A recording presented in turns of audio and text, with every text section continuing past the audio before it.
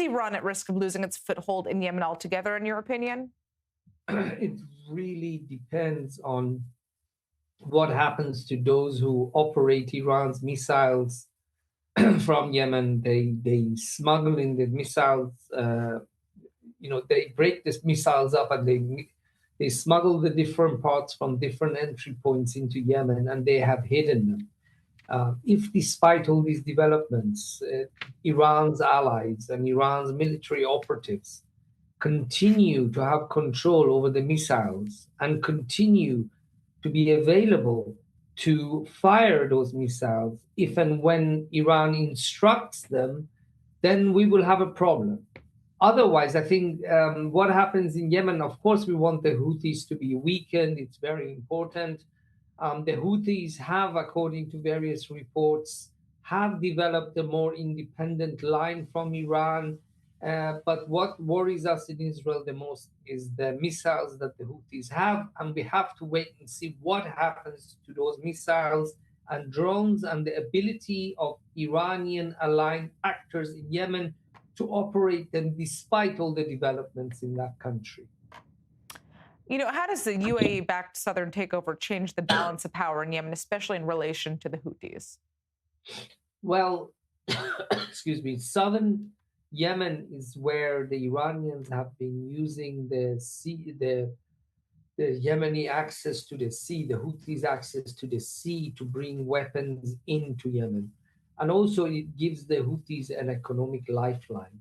If they lose access to it to forces that are hostile against Iran, or forces who want to reduce Iran's ability or influence to affect the events in Yemen, then that would be terrible for the Iranians in terms of losing a foothold there. But we have to wait and see what happens. Yemen is a very difficult country to predict. It's a very difficult country to control for any force there. I know the Saudis and the Emiratis have a competition over there. We have to wait and see what happens. This is an event that the Iranians are following very closely. They are very worried. They lost Hamas. They lost Hezbollah. Oh, they weakened Hamas, weakened Hezbollah. Mr. Bashar al-Assad is gone.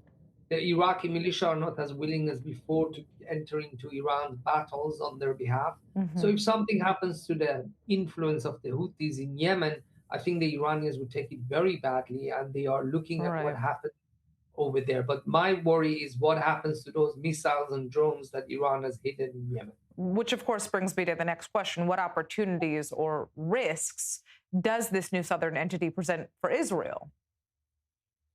We have to wait and see what their attitude is. We have to wait and see whether we can talk to them. We have to wait and see what their foreign policy is, what their priorities are.